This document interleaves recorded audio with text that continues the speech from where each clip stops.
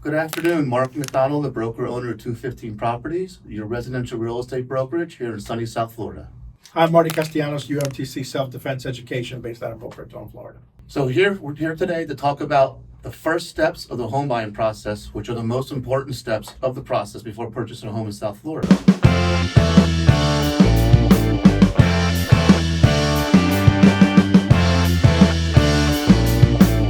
All right, so if I'm a new buyer, what should I know? What are the first steps if I'm ready?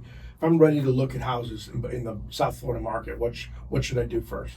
So what you should do first is not look at houses online, which is really true, and don't listen to anything that's online. Hire a professional realtor. Hopefully you hire somebody like me. Okay. And you come into an office and you narrow down your search. Because when you're shopping in South Florida, there's very different communities, Okay. towns, and they all have different rules and laws and HOA fees, which is a big problem here in South Florida, understanding the HOA and the associations before purchasing. So there's no surprises, right? Correct. You don't want any Gotcha. surprises on the back end. All right, cool. What should a new buyer know if I'm coming to see you? If say we have an appointment, what do you want me to bring? What answers do you want me to know? Like, do I need my taxes? Do I need my earnings? What do you need from me? What I need from you is to contact your financial officer and bring your pre-approval in, so I can know what you're looking for, how much you can afford, and so we can narrow down the search to the right price point. Cool. If I don't have one, if I don't know anything about a loan, can you help me get started on that? Oh yes, I can recommend 2 to 3 loan officers that will help you get the pre-approval. We always recommend to have that prior to shopping because you want to shop for the right house and price. Within my price range. Correct. That makes sense. So if I know what I can afford or what my loan's going to look like before shopping for a house, you're saying that's a better way? Yeah, that's a better way for sure, because that loan pre-approval might say you're buying a $500,000 house, but when you add taxes and insurance and maybe you shop in an HOA community with a higher end association, you're going to be looking at maybe a $300,000 house. So there's a lot of things that go into what the pre-approval is. Gotcha. All right, so that brings up another question. What are the common mistakes that a home buyer can make that you want to warn me about? The biggest common mistakes that happened is thinking that a single family is in a non-HOA. And so they see the house online and all the HOA fees aren't disclosed. So again, you have your pre-approval for $500,000, but the HOA is $800 a month. So that lowers your buying power. So that's a big mistake. And also a big mistake, as I mentioned earlier in the video, is a lot of people look online. Most consumers do, especially in South Florida, in the Central Florida market. They look at country club communities. They see a house for $400,000. They see the HOA is only $400,000. They don't read the fine print where it says $150,000 buy-in, $100,000 buy-in. And then they do write offers on the house and they lose their money into deposits because the realtor didn't inform them or they bought the house online. So it's very informative to come in to meet with the realtor first. And get it all out Get on it all out the the table first. table. That makes sense. What else would be a mistake, or what else have you seen people get into trouble with, like shopping for a house? Going back to looking at, say, condos is the big one. That's where the big common problems come in. And if they don't understand what they're purchasing and what they're buying. A lot of people buy a condo, and I keep going back to it, they don't understand what a milestone inspection is, what the association is, and they just see the facade of the house, saying, oh my gosh, this is a brand new kitchen, brand new bathroom. But There's the first appearance. The first appearance, and the circuit breaker is 1988, and the AC is 1992, and we're in 2025. Right. So those are big expenses that add up to a lot compared to a little. What are other surprises that would be bad to find out before what other things do I want to know? Old Things like roofs. Old roofs. Old okay. roofs.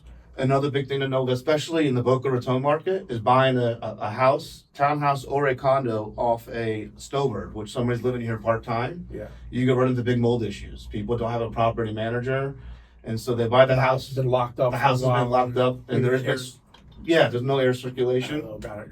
And there's been people who purchased sight on scene and then even get the home inspection. They waive everything. They were very happy, and they went in and there's mold, and it's $20,000. And they got to spend a fortune to get it up to where they could live in it. Correct. Yes, a lot of big common mistakes, especially first-time home buyers buy off pictures online, and they go off the scans. They don't go look at it physically. And it's an old picture. Old pictures. That's an old picture when the house is new. Old pictures with a young person. You mentioned roofs. What do you recommend is a safe age for a roof for somebody buying a house? For single family, you definitely want it within 20 years because you're going to have to get a wind mitigation test, your home inspection. If there's any damages to it, I can answer the insurance questions, but you're gonna have insurance problems for sure. Like what's the age of a roof where you'd say, no way, don't even look at that house? I showed one yesterday, the age of the roof was 23 years old. And I said, there's no way we can, if you're gonna make it, it's not worth the list price offer. Let's just walk away and see what happens. It's not worth the headache. It's a tile roof and it's very expensive to replace. I'd ask you the same thing about like a water heater. What makes you think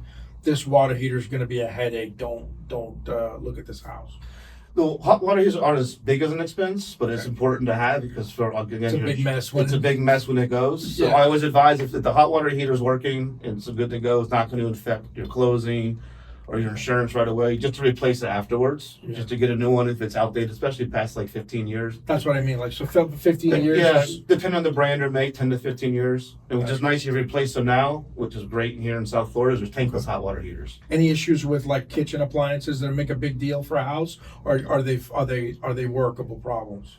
The dishwashers could be refrigerators and actually washer and dryer. Make sure when you have a home inspection That they run the appliances. that they run the appliances. Some home inspectors, this is very important to have your realtor at the home inspection to make sure they do all the jobs they're supposed to do. Because sometimes they just want to get in as many jobs they can in one day Sure. and be done. So you want your home inspector to be thorough and run all those appliances. So a thorough home inspection is going to protect me as a buyer. Correct. Yes. Got it. You can ask if appliances aren't working. You can ask for home credits or for the replacements or a warranty, whatever Okay. works first. So we talked about loans before, so we don't, my eyes aren't too big for the house. Right? Correct. Yep. Okay, cool. And then we talked about the shape of the house, the hidden dangers, so roofing, appliances. Anything else about the property that would make you think, hey, look at this before you make an offer on the house? We talked about the roof. We talked Yep. about appliances. What else is something you want to see on the property? Like the yard, the paint, anything? I call it the guts of the house. The guts of the house. Like we went through all those. Those are all part of it. Another one, foundational, especially single family. You want to walk around, make sure the foundation's okay. The home inspector always does, but if you see anything particular, What would I be water looking for? leaks, any water leaks, like especially if you're looking at a house that does have an older roof and the buyer's very interested. When you first show the property, look at the ceilings, make sure there's no visible water leaks or mold in the house, stains in the house. Okay. That's why I say don't buy a house online. Make sure you walk through it properly because it could look different from the pictures that you see online. Got it. Okay. So, all right, But the that's roof, the guts of the the house. guts of the house, the circuit breaker, the roof, the hot water heater, central vacs, washer dryers, dishwashers, all the stuff that makes the house operate. All right, if I don't know anything about taking care of a house, my first house, what is it about a circuit breaker that I need to be worried about or cautious about? That they're up to code. Yeah, aging that they're up to code, depending on what town and city that you're in. And the inspectoral. The inspector has the codes. Gotcha. And they'll pull the permits when it was in as well. So make you feel comfortable that it was done properly. Cool. If it wasn't done properly, they're gonna have to get a licensed electrician to come replace the whole circuit breaker. And then to come in to make sure up to code before it is closed on the house. Is there any other research as an agent that you do on a house to tell me that I'm not going to get any surprises? Or is there anything else that you'll let me know? Yes, before showing a property, we always ask the other agent, the listing agent, for seller's disclosure. Okay. Which if the seller is living there full time, they are supposed to fill this out, and it gives you all the information.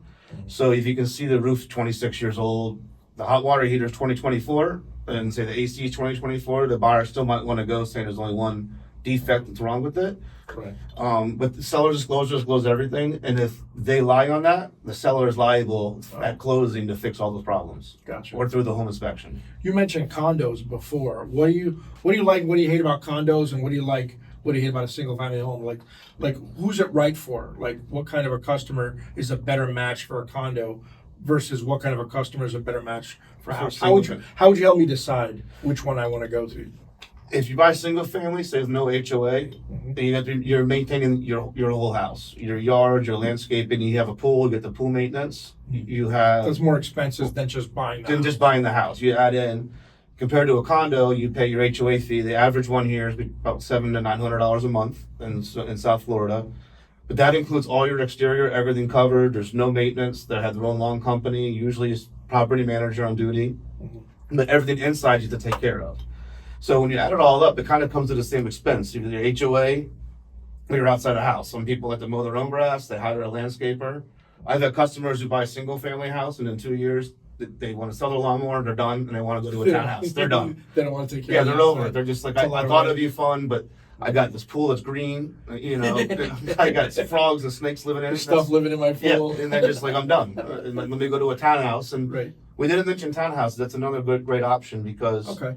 townhouses, most of them do include the outside exterior getting taken care of as well. Okay. And the HOA fees are a little less, depending if they're 2 floors or less because of the rules and requirements of Palm Beach County. So you would help a new buyer, if they haven't made up their mind, decide whether a condo, a single-family home, or a townhouse is Yes. the best fit for me and my family. Correct, but we're doing that first when we come in and visit. We go into I call it Mark's buyer consultation. It's very fun. You don't have to drive around and look at 40 houses. Right. We narrowed them down. Like I mentioned that one buyer, we looked at condos, townhouses, and single family. They were really wanted single family, and then they decided that wasn't for them. Right. And they moved on. But we see which one you want. And some people see a condo and they're like, I don't want a shoebox. I want freedom out back though, and then they end up in a townhouse or you go in between. Gotcha. So you always narrow them down. You never know. Different communities have different amenities for each family as well. So it sounds like you'd give the buyer a good education before they're signing on a closing, right? Oh, To yes. help them Correct. make a good decision. Yep, they're gonna make a good decision, not go through the process of especially the first-time home buyers, but they don't know. And unfortunately, that's the biggest bracket that buys online. And it's like they buy on Amazon. They bought a house and they get to the house and they're like, oh my gosh, what's going on? Right. And it does happen to this day. So Cool. So we don't want surprises. We don't want hidden fees. right. We don't want a house that's not in good condition or Yeah. a home that's not in good condition. We want the right kind of home. Yes, and also doing the due diligence of the HOA. A lot of HOAs don't like realtors, and I'm being full disclosure right there. And I'm known in some communities not to be liked, but it's a good thing not to be liked Because you're making it hard for them to. they don't want to give you everything online and make you go in person. And if you don't go in person, you're not going to get the right answer. So sometimes you got to sit there and wait until you get all the answers correctly from the HOA because they hide assessments, they hide a lot of things are. Gotcha. So the HOA is not my friend before I buy. So they're your friend they're always going to be your friend, but you want to make sure you make sure you have the right assessments, everything done up front, so you're not getting those surprises down the road. Right. So knowing what to ask is huge, and that's a big help to have somebody like you. Yes. All right. So whether it's a townhome, condo, or a single family home, what can you tell us about the South Florida market today? It's the end of October 2025. How's the market? What's things to look for? What's things to be aware of? Things to wait for? Tell us about the market. Things to wait for. The market is definitely shifting down here. It was stale for the first, I would say, second and third quarter. It was a kind of a stale inventory. I looked at some houses 6-7 times with different buyers. When you say stale inventory, you mean like nothing new? Nothing crazy new coming out, especially under the $1 million mark, which most of the buyers are looking for. You're seeing new inventory come out, which is a big positive. So you're not looking at, and you're also seeing a new batch of buyers calling into the fourth quarter, which is fantastic. You are seeing a New York, Northeast rush. I don't know what's going on up there, but people want to come down here for sure. Sure, that affects our market. That right? affects our market tremendously here. Sure. I would say the last 2 weeks, I have received more phone calls from Northeast numbers than Florida numbers. Gotcha. So that's a sign the market's turning. And outside of anything, what's going up there, it's getting cold. Up north, and people don't want to shovel snow, and they're tired of it, and they're retiring, and they'll still move down to Florida. So that does help in the next couple of months coming up. Is that going to make it competitive if I'm looking for a house and I'm competing with New Yorkers? Yes, it will. It will. The reason being, when they're coming from the Northeast, even the Midwest, a lot of them are selling their high-rise condos between $2 and $4 million, and sometimes up to like $6 million. Maybe it takes a while. And when they sell it, they buy a house down here for $2 million cash, and then they outbid the Florida customers looking with the mortgage. So they're buying cash, cash is king still. Cool. All right. So I definitely want to make sure I've got my finances squared away before I come to see you. Yes. Very cool. No, this is good information. What are we going to talk about on the next episode? Looking at houses. It's a very big actually process. Yes, so we'll probably go to a house and I'll give a tour on how it works and show you what to look for, especially as a buyer, and not to look for, because a lot of times you're going to see what you don't see online and what you see on pictures. All right, cool. Good talk. Thanks, Mark. I appreciate it. Thank you, Martin Interview. Thank you so much. No problem. Have a good day.